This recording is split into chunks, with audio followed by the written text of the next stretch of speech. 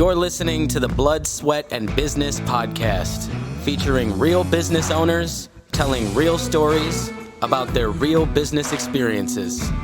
Here are your hosts, John Chiappetta and Eric Jorn. All right, listeners, welcome to another episode of Blood, Sweat, and Business. Today's guest, we have Jose Vazquez coming to us from Pennsylvania. So, Jose, thanks a lot for coming to us. Jose is currently one of the partners of MatchKicks. And why don't you tell us a little bit about what that website's all about, Jose, and maybe we can talk about your story a little bit. All right, man. I appreciate it, man. Well, MatchKicks is really, to me, to put it in simple terms, we match apparel with sneakers or footwear, Uggs, Adidas, Yeezys, you name it, we can match it. We even threw purses on there, and we found that customers like to match their apparel. We're clothing with that as well. So, but behind that is we're really in a technology business. We've done some really interesting things to be able to scale products quickly. One of the things that stops businesses is they have to, especially in e-commerce, they have to spend time loading product, and then they have to spend time. I'll wait to this motorcycle. They have to spend time with the manufacturer, and so we use technology to outsource all of that. So yeah, so like even back when you first started, you had a kind of a different mindset. You were looking at having employees, and you guys ended up kind of going a little bit of a different direction, like doing your printing and stuff like that. I thought that was pretty interesting concepts. Yeah, well, my first company, I had a lot of employees. I just didn't want to go back down. There was some joy that I had in that, especially mentoring employees and growing with them. But there's a lot of challenges with that. So our new company, we don't have any employees. We have contractors. It's kind of like it's still like having employees, but it's really not. We're doing 1099 contractors all the way. We hire companies. And yeah, it's you still do mentoring and guiding, but it's not as emotional connected as employees. And so I don't think I personally, I don't know if I would ever go back to hiring employees. It's just me. Now I can tie that. I'm a deep thinker. I can tie that to my childhood. I just want to be free. And that was one of the first things that I felt so trapped in my first business. And it was just sucking the soul out of me, so. Well, I think it does allow you a bit more flexibility. If it's a contract, you can hold them to different standards sometimes too. Especially if there's multiple. You get taxed different too. You know what I mean? In business, you have to manage tax. Like everybody's in your pocket when you're running the business, and Uncle Sam's the first one in your pocket. Like I always tell people all the time, man, it's like, man, they want you to start a business. It's like, it's so easy to start a business and they're hoping that you make it. You know what I mean? I always tell people when you register your business at LLC, you just birth a new baby. And the baby, their social security is a federal ID number. And that federal ID number, they're hoping they can take 30% and you can pay your early, what's that? What do you call those payments when you have to pay estimated taxes before you even, before you even, the year's over. Sorry about that. Don't get me going on taxes, man. But anyways, we'll try to keep the conversation. I love America and I love taxes. Yeah. So anyway, right. Just in case anybody's watching, I love taxes. We'll be on the internet, so be careful. Yeah. So one thing. So your business model, we got a little bit of a preview of it, but you're kind of in the technology and creative space, which actually lends itself pretty well to using contractors, right? There's a lot of people that are independent, have their own business that would provide some of that, which I think it definitely supports your business model. Maybe that's a reason why you went into that space. Yeah, well, I have a technology partner who's a savant, and I have another partner who has incredible imagination. So you put those two together, they've got me in a universe that's like, I'm like, man, I feel like a duck out of water. But it's fast. You're talking about AI now. We're building. We put on one of our sites that we're launching, they put like 4,000 products in less than a week. Now, let me tell you something. If you were to design something and put 4,000 products in, and you go in Adobe and then put it, you're talking about years. You're talking about 7-8 years to get that type of product catalog or portfolio, and now you're doing it in days. It's overwhelming, to be honest. You know what I mean? So That is actually but pretty overwhelming. that's what we're. Yeah. And so the young entrepreneur has to battle with this technology moving at the speed of light, but also is you're seeing in our spaces a lot of people are building these websites, but then you just have it on the universe. Now you got to connect with people. So there's challenges in it too with the e-commerce business, as any business, retail business, when you have brick and mortar or whatever. So I don't know if I answered your question. Sometimes I rambled, man. I get passionate about it, you know? No, you're doing great, man. I just think it's very interesting to see you in the space versus, we're going to take a step back and I want to kind of talk to you maybe about some of your prior businesses, and we can kind of get to the points where you're talking about, maybe some of the reasons why you decided to move away from employees, that kind of thing. But, way back in the day, you had a business that was focused on, cell phones, repair cell phones, sales of cell phones. You had some big clients. Now I was kind of talk about the differences of where you were, where you're at today, maybe some of the ups and downs and the differences. Yeah. Well, to be very concise and direct, and one of the things that I've in my life right now, I'm always working on being like authentic and true to who I am. I think about why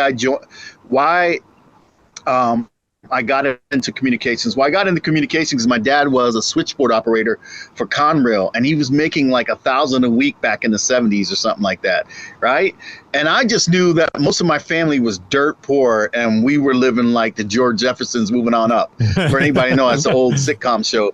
So anyways, we and I was like, oh my gosh, he made money, and I saw the way the family looked at him, and we moved into like from the city, the inner cities where most of my family was, to like an all white. I remember being the only Puerto Rican at Roarstown Elementary at the time. So I tied communications with money, and I went into communications in the military, and that's how I got into Nextel. And it wasn't really true to who I was, but then I got into Vazquez because I worked for Nextel Communications, and there was a lot of opportunity there. And when it didn't make sense working for the large corporation because I felt like I was doing everything to do well, but when it came to paying you, there was always an excuse there. I was like, well, I won a lot of awards, but I was like, plaque can't feed my kids. You can give me all the plaques and awards you want.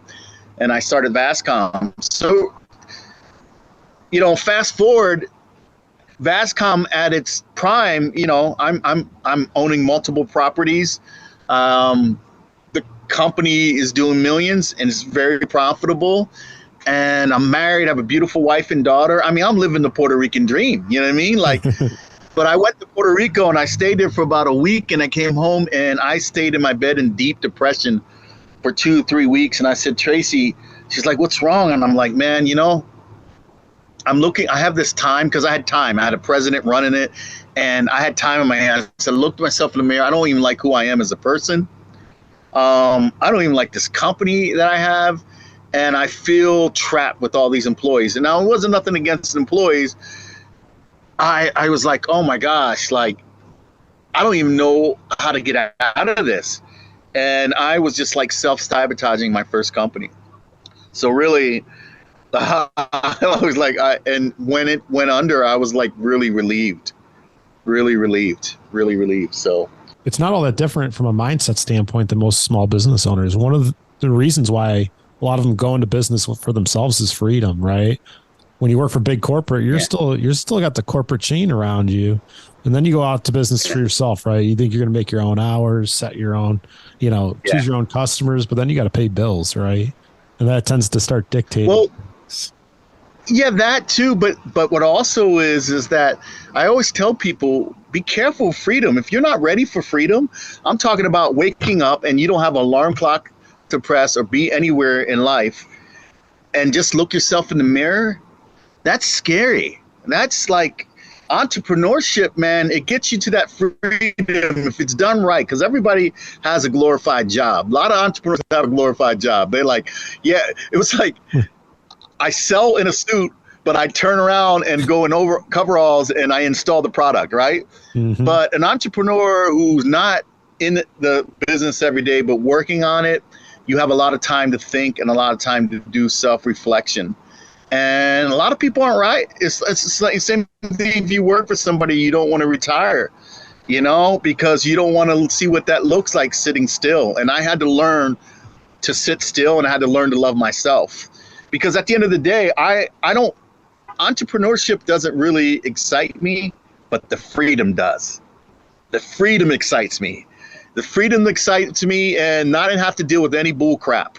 You know what I mean? Because if it doesn't make sense, I don't want to be part of it. And that allows me, that's what I love about entrepreneurship is the freedom.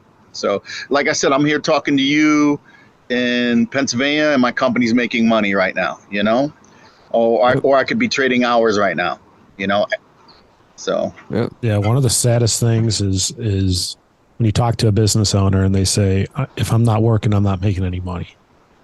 That's the opposite of freedom, right? That's the opposite of why they chose to go out and start a business. But that's the reality for a lot of small business owners, right? If you're not working, you're not making money.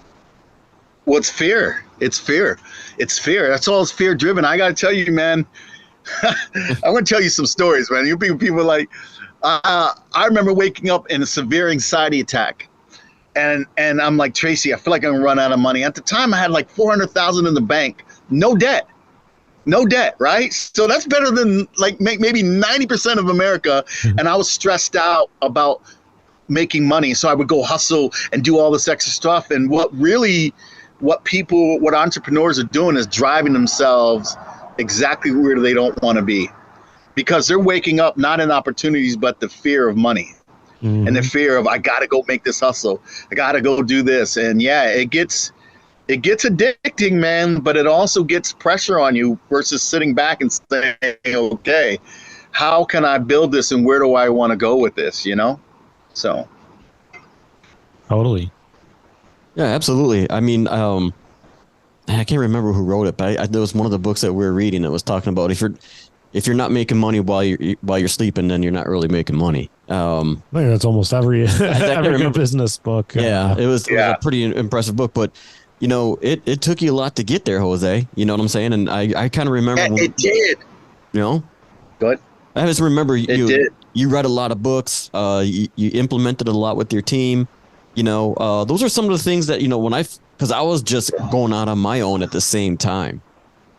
Yeah. And so it was kind of weird because we were kind of learning together, quite frankly. Yeah, I did a lot of self-development books. I read 100 of them because it's not like a lot of people in my family own businesses. I'm not coming from a historic background of wealth. In fact, I'm coming from a family that is trying to survive, generations of just brokenness, and so I had to read a lot of books about businesses and stuff like that to learn about it. But I got to share something real quick that sticks out to me. I remember one time we were going to a bank, and I needed to get a line of credit to do business with Nextel, and they were like, I went into the bank. And I had my head down because a whole bunch of banks told me no, even though I think at that time I was doing $1 million and maybe $500,000 or $250,000, $500,000 in profit. And I didn't even really need the money, but Nextel was making me do it. And so I went in there, everybody was telling me no. And John comes in there and he says, hey, this is one of my most profitable clients. You're going to give him some line of credit, or I'm not going to be doing business or bringing anybody with you. And I kind of had my head down. I was like insecure. I was waiting for him to kick me out, because a lot of the bankers kind of treated me like I wasn't nothing. And the other part of it is like, man, I am a Hispanic guy trying to live in a white world, and I felt so insecure. And I kind of had my head down, and John was like, and I looked up, and I just said, oh, my God, I couldn't believe he just told the banker that. And I looked up and I said, where's our coffee at? And I want 2 lumps of sugar in that thing. I left out of there like, yeah, you're right. And you better give me this money because I'm doing well. And they did. And I'll never forget that. And that kind of changed my trajectory in life. Is like, okay, Jose, don't carry yourself like a second-class citizen. Carry yourself like a business owner. And a lot of times business owners are insecure. I didn't tell people I own. I remember this customer one time in Illinois said, Jose, you're not getting the job done. I need to talk to your owner. Again, by this time, I'm sitting with 20, 30 employees, company, and he didn't even know I was the owner. And he was like, I need to talk to the manager, owner of this company. I said, hey, I'll take care of it. Then I finally broke down because he was being persistent. It's like, I am the owner of the company. And he sat there and he goes, what? You've been doing business with me for 7 years. You didn't even let me know? And then he changed his whole tune with me. He's like, oh man, this guy's doing well. He changed his whole tone. But I was insecure. I didn't believe in myself. I felt like I shouldn't even deserve this. And I find a lot of young entrepreneurs have those same demons of insecurity, self-doubt, and all those different things. So, but yeah, just the journey has been about self-development. I remember I went to a self-development seminar, and they said, hey, what do you listen on your iPod? I said, I'm listening to Stephen Covey, 7 Habits of Effective Living or something. And they were like, I'm listening to rock and roll. Well, or whatever music you're listening to, I was like, I have to learn, man. This business is eating me up right now, and I don't have the tools to do well in it, So. Yeah, didn't we go to, we went out to California. Didn't we go to La Jolla or something like that at a seminar? Yeah. That was actually a good seminar. Yeah. I can't remember the name of it, but it was about time management and basically it was more along the lines of getting people to delegate, if I recall correctly. Marketing. Marketing was Mark LeBlanc was his name. Very good. It was very good. Okay. You're right. It was very good. And I enjoyed it very, very much. So 7 Habits is a cornerstone business book too. Yeah. I mean, if you own and run a business, you should read that book. 7 Habits of Highly Effective. It was a lot more. Well, there's a lot of them. That was one of them. Stephen Covey was more about self-development, which I had to learn a lot of that itself. But oh man, E-Myth is a must. Power of Focus. I can go on and on. Zero. I forget the one who did Zappos, something about happiness with customer. I can't remember the title, but I've read a lot. I'm saying 100 books or more. Mm-hmm. But then it comes a time after all your reading, you have to go within yourself. And, when John talks about the struggle coming from where I came from, I lost a lot of friends to violence. And that's why I'm at this funeral right now, to drug addiction. It's in my family. It's in my friends. I've lost a lot of friends and family, even at the age I'm at now, at 48, to addictions. And just like I did all of this in depression, like a deep depression, like building a business in constant fear, insecure, lack of self-esteem. Man, I can go on and on with all the negatives. And here I did all of that. And I look at today, where I'm at today, and what this business has done. The best thing that Design Pack has ever done for me is giving me time and freedom to look within myself and start to get help and also love myself, because entrepreneurship, it's an emotional roller coaster, and a lot of people aren't fit emotionally for entrepreneurship. Mm-hmm. I wasn't. Every time I got stressed out, I would turn to food, and it affected my health, things that I'm battling with now because of that. Man, I seen a lot.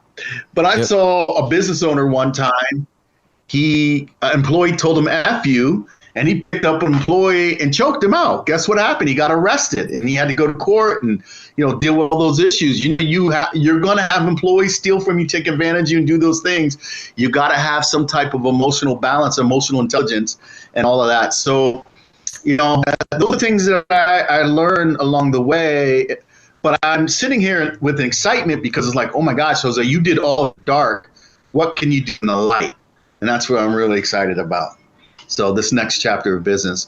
So when you talk about where I started from to where I'm at today, I'm in a much better place spiritually, mentally, and on my way to getting where I need to be physically. So right. And I don't think most people realize the amount of time and effort that you put into being where you're at today. And it's not like, hey, it took me a few years to get here. You know what I'm saying? I mean, we're talking how many years, Jose? Oh my gosh. Well, my first business went 10 years, right? And then after I went bankrupt in my first business, I had a lot of opportunity, but I was like, man, I am not going door to door selling doors. It was a lot of work to build Vazcom up, knocking on doors. And I said I wanted to build passive income but I had a lot of anger, a lot of things that were stemming from me, unhealed wounds from my past, just regret, anger, guilt, shame. I had all that was culminating into me, just building up in me. And on top of that is like, oh man, I served in the military. I did well in it, but I don't want to go back to that. I worked for a large corporation, did well, didn't want to go back to that. I owned the company, and I'm like, I don't know if I want to do that again. So I felt stuck. So I was in like limbo for 10 years, and people would give me opportunities. I would start something, make a little money here, didn't anything get here. And then one of my proteges, somebody that I worked with, said, Jose, we're going to start something. And he gave me the opportunity to make passive income. And I'm going to tell you something. It's one thing to go door to door. It's one thing to work for somebody. Then there's another thing to go and build your own business. It's another thing to make passive income. They are very difficult, and it's really like letting go and having the mindset to do that. So now I'm in a position of making passive income, and it feels great. I've been doing a lot of traveling and things of that nature. It's not easy though, because I had to say no to a lot of things when I was broke. And you want to feel the feeling of broke, trying to look at the woman that you love and you ain't got no money. It's not a good feeling. Fast forwarding that today, though, I'm able to take my love anywhere she wants to go. So that's a good feeling, So Yeah, there's a lot there what you just said. I remember a lot of everything that you went through, and in that interim though, some of the things that I thought that you did that I thought were unique and very cool was you went and talked to kids, and you would talk to them. I think you went to Bradford a couple of times. And you went and talked to the youth about your background, and that's not something everybody can do, and that's a huge difference because you walk the walk, you talk the talk, and you grew up in that. Like I couldn't walk in there and say, hey man, I know what it's like to be in a gang. I didn't do it. You know what I'm saying? I didn't have that experience in my lifetime, but you did. And I think all of that stuff that you did in that intermediary, in that middle before you got back into where you're at right now, I think to me really changed, because I think it just opened you more than you were always an open person with me. You know what I'm saying? But what's funny is I don't know if you're always open to yourself. And I think that changed you, and I think that was what was cool. I mean, tell our listeners, man, what was some of that content? What were you talking about? And how does that relate to you today? Well, I love teaching. I taught entrepreneurship in the inner city of Racine, Wisconsin. They have a serious issue with economic gap. And that was so rewarding. But one of the things I remember, and you may know this, John, I spoke at Mercy Homes, and I don't know if they do some of the most incredible work in the world in Chicago. They basically take kids that have no mother or father, strung out, dead, or in jail, and roaming in the streets of Chicago. And I'm not talking about Chicago where you're going to go shop Chicago. I'm talking about they'll have 140 shootings this week. They have 10 kids in class, 5 of them were killed over the weekend. And I went to go speak to the kids, and mind you, they have a lot of people with doctor's degrees in there and whatnot. And I went and spoke, and I told them my story about living in the swamp, gang banging, getting stabbed, being out in the streets. And one of the kids opened up, and he just said, I never met my father. I just told him some of the pain that I felt from the neglect I went through, and he opened up, and one of the ladies said, we've been trying to open him up for 2 years and we couldn't get him open up. I said, well, listen, the reason why you didn't get him open up is you never swam in a swamp. And number 2 is, I said, you have a picture of you and your dad running some marathon. You need to take that down. That's why they want to knock you out. That's why because they're asking themselves, why did I have what you have? Why did I have to be born with a mom who's addicted to crack? See what I'm saying? Like I was born into this. So I said, you got to take that down. And I said, you're in Chicago. You got to bring in some more people who've made it out the streets and talk to them because they're never going to relate to you. And so, yeah, that was very, very rewarding. And to be able to paint a picture for them, because this one Hispanic kid was like, he was banging his hand. He was like, man, when you were telling these stories, man, I felt like I felt like you were with me, man. I felt like I was in your head. And I looked over to the counselor and said, you'll never have a problem with him again. She goes, why do you say that? I go, he has hope. Because when I walked around hopeless, I was dangerous to everybody, my family, myself, my siblings, my mom, my dad. I was just a dangerous person, hopeless. And said he has hope. And that, being able to paint those pictures and say, look, man, I found Nemo in Hawaii, swimming with the sea turtles in Hawaii. I've been to the mountaintops of Jamaica drinking spring water, like painting pictures, because all you see is poverty in your block. And to be able to do that. So, John, man, you just lit me up right there, because now I realize business was never about me. Business was about the hope that I was going to give to the world, man. Because there are a lot of people dying. And, you know, my brother ended up serving 17 years in prison for selling drugs. Man, I knew him since he was a little kid. I'm going to tell you something. That's not something that we talked about. And he's intelligent and he's brilliant. That's just the form. That's just what it is in life sometimes, man. And so, entrepreneurship has given me a message to the hopeless.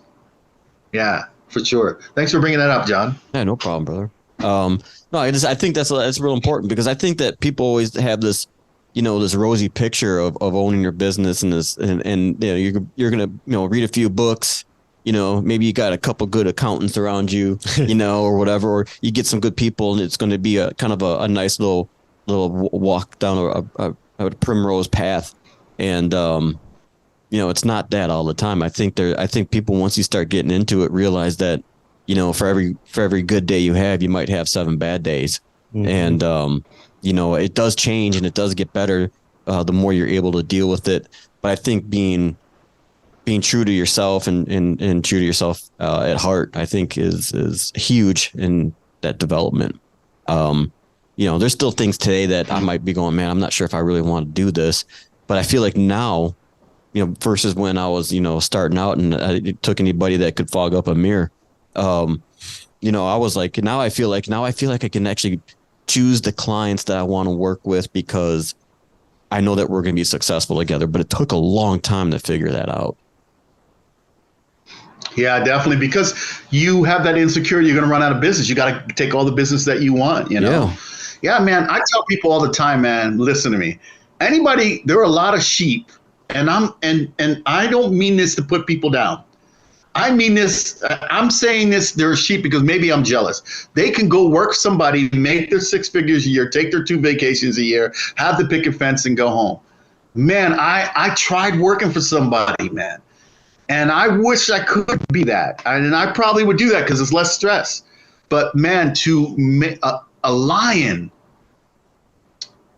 is when you can create your own product and then get your own product and bring it to the world and share it with the world and make money from it and then make a living from it, it does do something inside of you where you really can't go back. You know what I mean? Expands it. And then you find yourself in deep water. Like, oh my gosh, my operating cost is now $100,000 a month, $150,000 a month, or $200,000. It was just $5,000 2 years ago. So you find yourself in these unique situations that tries you all the time. But I feel like entrepreneurship is it's for the courageous, man. It's not for everybody, and that's where I think like some of these platforms get people in trouble, because it makes them get into these things and like, man, you know. Don't file a report one time with Uncle Sam and do something in a timely manner. I remember I got 100,000 frozen one time because I didn't file a report and I didn't owe any money. And I remember talking to a lady, it was like, how much you make a year? I go, you just froze enough money that you make more 4 times than what you make in a year. You know, like the power that people get into things that they really they're not very prepared for, you know, with entrepreneurship. And then you have to have the gumption to once you get into something that you're not prepared for, I'm going to find a way to learn and figure it out along the way. Most people give up for sure in entrepreneurship. So yeah, everything now is so accessible. It's so easy to just go out and start a business, right? You can go on LegalZoom, go on the IRS website, get an FEIN number. Now you got yourself an LLC. Yeah, start Shopify. Start Shopify. And what they start it and get stuck. or they start it and blow up. But man, it takes skills to maintain it and grow it, man, and take it from different plateaus. I'm telling you. Or here's the worst, right? You go on Shopify, you start a page, you start selling stuff. It's collecting sales tax, and you don't know what to do with it. You just do nothing. Now the state's knocking on your door.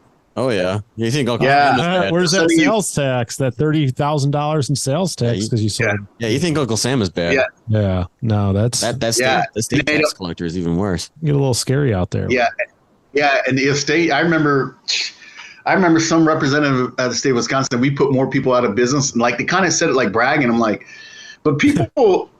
Yeah, you it's not 30,000, it's 30,000 plus interest. So it'll be 39,000 by the time they calculate all the interest. So on it. But yeah, but a lot of people have that fear too. I remember taxes. This is before John. I was using a small company and I got a tax warrant. It says, we're going to issue a tax warrant. Now, where I'm from, anything that says warrant, I'm thinking you're going to jail. Like, I didn't know. I just started my business. I'm 20-some years old. So I lived in an apartment with a front door and a back door, right? And every time a car drove by, I would run out the back door because I thought it was the police coming to get me because I had a warrant. So anyways, I go to my accountant's at 5 o'clock in the morning, and I fall asleep in the car, and I hear her banging in my window. Because she worked from this big, beautiful home on the lake. And she knocks on she goes, "What are you doing here?" I said, "Man, I got a warrant." And I showed her the paperwork. She said, "No." She goes, they're threatening you with a tax warrant if you don't file something. And she calls me back like 2 hours later. She's like taking care of. She's like, "You don't owe me any money. It's all taken care of." But the best way to describe it, if you ever watch Friday and the guy's in the chicken coop, Chris Tucker's in the chicken coop on Friday. That was me, like just running out. So my wife will tell you, I'm running out my house 3 o'clock in the morning, thinking I'm going to get arrested. Every time a car drove by, I was running out the back door, man. So because again, warrant meant you're getting arrested where I'm from. You know what I mean? So that's a true story. Oh, that's hilarious. But now I have no fear with Uncle Sam. I have no fear with the taxes.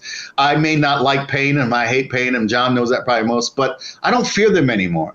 You do your best. You do what's right. You do with everything within your legal parameter to be tax responsible, right? Keep your money. I have no fear from them anymore. They can send me that tax warrant, anytime. So yeah, I always say I won't be running out the back door.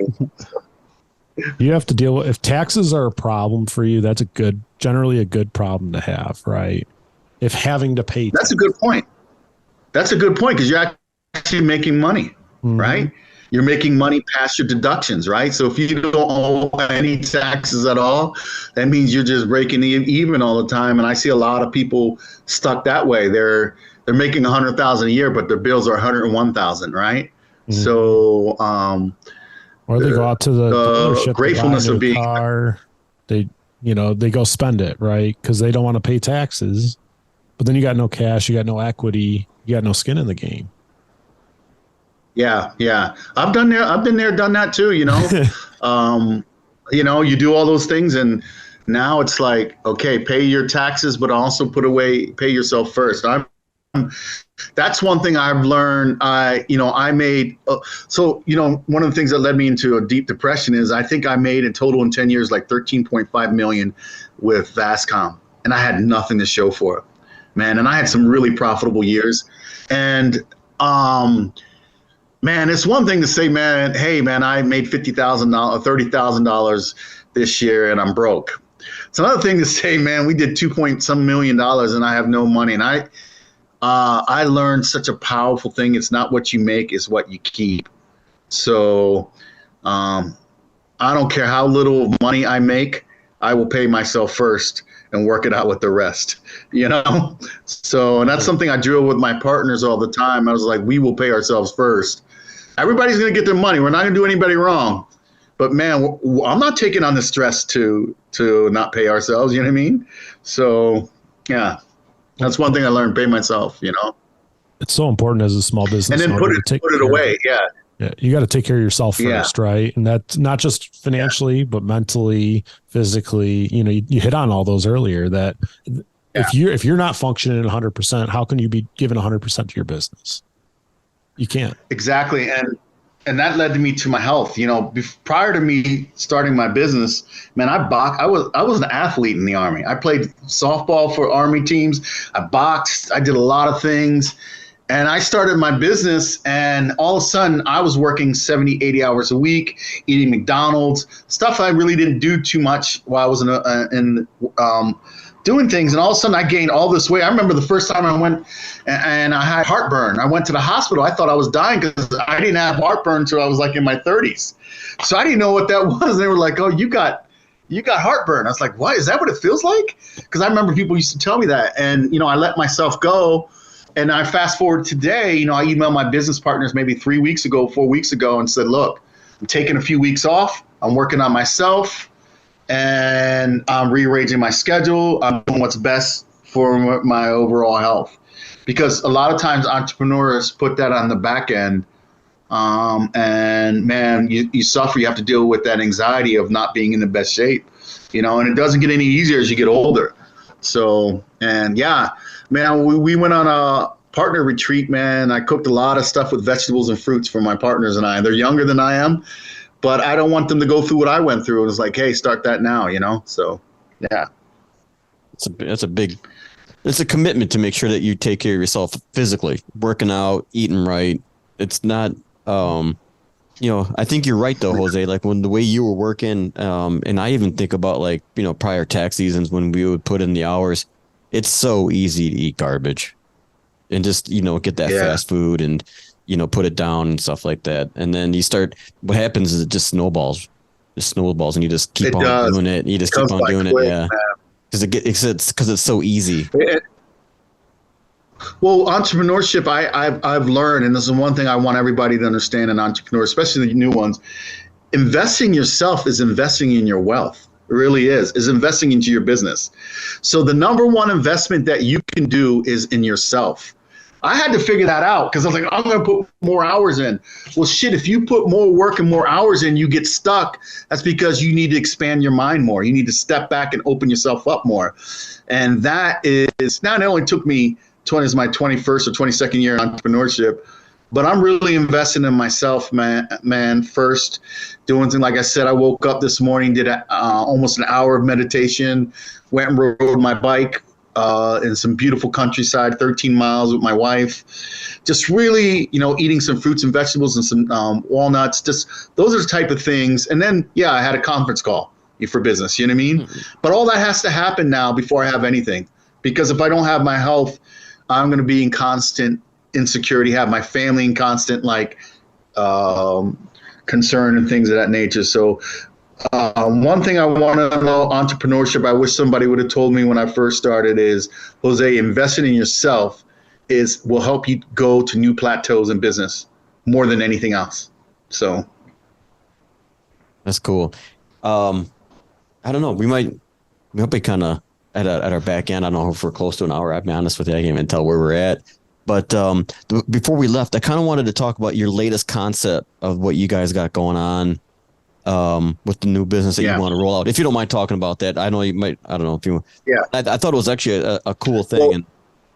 Yeah. Well, it's kind of I have a 20-year-old partner, and he reminds me of me so much. It's scary, man. He is driven. And he's on to the next thing. He moves quick. And now it's like, I remember people used to say, Jose, you move so fast. I was like, what? I'm not moving fast enough. And I'm like, man, I'm getting a taste of that. But this guy just invented some cool things. Basically, you type in some stuff that you want, and it will generate thousands of products. And when I say products, it gives you the title of the product, the description of the product, and it loads it right into a platform like Shopify, excuse me. And as I said earlier, they did 4,300 products in about a week or two, man. It was unbelievable, Wow. So Match Kicks, we put in 5,000. We put in a lot of products, but it took us a year to do it. We put in a lot of products quickly. I'm talking about 5,000 sneakers into our system, and it generated probably, 1 million products, but that took us a year. Wow. So we'll do more with this one quicker. So yeah. It's all AI driven too. So it's AI driven where they create the pictures and the products, and it's pretty amazing. And we have somebody who approves the pictures. And then we have like 10 people fixing descriptions and things of that nature. They're all contractors that do the copy and all that. So, and that's definitely driven by our partner, Cody. So what's so cool about that? Everybody's so scared of AI. Like, it's going to take my job. It's going to knock me off. And look at it. If anything, it's just accelerating your ability to do what you do best, right? I mean, it's taking grunt work off the table and giving you the option just to be the best business that you can be. It does. It does. Well, I will tell you, there's technology. I always have to balance this out. I said, if you let it, it'll strip the soul out of your business. You got to make sure you have some soul in the business. You know, where people feel, because people don't care how much you know how great your product is. They don't care about how you make them feel, right? If you don't have great customer service, you piss them off. I don't care. You have the best in the world. Like, I'm never going to shop there again. But AI is really interesting. How I feel about it, though, is kind of mixed things. I think if you're writing things up and stuff like that, man, you can do more with less. You know what I mean? So you don't get intimidated by it, right? You can do more with less. John just reminded me, as I move into this next chapter in my life, man, how would AI connect with me spiritually? Meaning, you know, if I'm teaching people entrepreneurship or talking to people, especially from similar backgrounds, AI wouldn't have too much connection, maybe doing some functions on my website, but it depends what you're doing and where you're going with it, you know. Either embrace it. I haven't embraced it as much as my partners have. Cody and Zane, they're definitely using it, and they've created some great stuff with it, from mocks to products. I'm blown away by it. I was not a believer until they showed me, like, holy crap, you know? So. Yeah. That's cool. It's going to be a game changer for almost everybody. Yeah, I think so. I'd like to leverage it just to, you know, get some data in front of us to make decisions with, you know, so. Yeah, I would definitely maybe do small. We even had a mock-up. We're creating an app in Shopify. Now, we're just in the preliminary stages. We might use something that's already built, but basically we can type something in AI and it will just generate products and put it on our websites. So there's things that you can do in small sequences and apps. And that's how I would try to implement it if your company's already up and rolling. The way we did is we're starting a whole new website, and AI is going to be, you know, the main driver of it. So it depends, like, where you're at in business, you know. But there are different things you can do with AI for sure. So. Yeah. I mean, we've largely, as we've tried to figure out how to navigate it, we find a pain point that we have within the business, right? What's a very strenuous manual task that we have to do that could be replaced by technology? And then we try to find the solution. Like right now, we're trying to find something to attend our meetings with us and take really good, concise notes and boil them down to the, you know, key takeaways and action items, right? Because right now, I need a human to do that, and it's like, that really the greatest, most best use of somebody's time? No, but there's technology out there that'll do that, and that's going to save us time and help us be more effective. I think we're using that too. We're using Firefly. I don't know if you looked at that. Firefly, Fathom, Otter.ai. There's a few different solutions. We're trying to find one that plugs into our phone system. So that way, if you're just doing a phone call, that's awesome. You can even transcribe that. Put it right in the client notes. Especially we in teams, right? We want to keep everybody in the loop, and, you know, that's one way to do it. That's amazing, man. And I tell you, the technology just to keep up is amazing too. It can be overwhelming, you know, for sure, especially for young entrepreneurs. But sometimes young entrepreneurs embrace it because for like me, technology wasn't as fast as it is today. So they're already used to the fast river. Totally. I'm used to that slow river and say, hold on now, I got to roll a little faster, you know? So when I look at the younger entrepreneurs, and Cody's a great example, man, he grew up with technology and subscriptions and marrying different technologies and moving very quickly. Where an entrepreneur myself, wasn't that fast. So you got two things: people overwhelmed or, man, they embrace it. They're all in it. You know, they're in that fast river and doing well, you know, so. I appreciate you taking the time to speak to us today, man. I mean, your story is pretty amazing. I think that, listeners will hopefully, take the time to listen to what you have to say, especially by taking care of yourself. I think that's huge. Because I think a lot of people, we forget about doing that, because you're chasing the dollar all the time. And I think that's very normal. I mean, I know I did the same thing. You chase it hard to try to make it. But sometimes you have to take that step back. But I think your story is great. And you came from humble beginnings, and not too many people took that and leveraged it for their benefit, and then take the time again to go back and talk to people in that same situation to try to get them out. So I think those are awesome things, Jose. Yeah. Totally. And and I'll finish with this. My one partner who called me and Cody up to start this, I flew him into Antioch, Illinois. I had a limo pick him up, and I showed him different. He started the business, did well, and said, "Hey, I got this idea," and called me up to launch it. It all comes back full circle, man. It really does. So a kid from a broken home inner city came where I came from. I flew him out. I said, "Man, here's a different life." And he went back. He read a bunch of books. He started the business. A couple failed. One took off. He's like, "Hey, let's start this." And here, Design Pack, which is our parent company, but Match Kicks, here we are today. So it's funny how it goes around, man. Absolutely. So if a listener wants to see any of your businesses, right, where can they find you? Well, our one website is in process, so it's probably, they can still go to it. It's called soldawall.com. We actually hired a dev team, even though we're uploading products, we're redoing it to make it flow very nice. We have a very talented team that's working with our Match Kicks. And our other website is matchkicks.com, MATCH kicks.com. And then we have another website called bootlegtees.com, and these are all brainchilds from the different partners and ourselves. So we just constantly, I think we do more ideas than work sometimes, but that's part of entrepreneurship. That's it. Creativity, Yeah, we'll definitely share links to those sites in the show notes. Thanks for sharing that. All right. Well, man, thank you guys for having me. I'm very humbled for your time and the opportunity to talk. All right. Thanks, Jose. Thank you. The pleasure is all ours. Take it easy. Take care. Hey, thank you guys. You have been listening to the Blood, Sweat, and Business podcast. You can hear more real stories from real business owners about what it takes to make it in business by subscribing to the podcast on Apple Podcasts or Spotify. If you like what you hear, leave a review and a 5-star rating. This podcast has been brought to you by Kaizen CPAs and Advisors, providing advisory and accounting services to help you grow your business. Learn more at kaizencpas.com.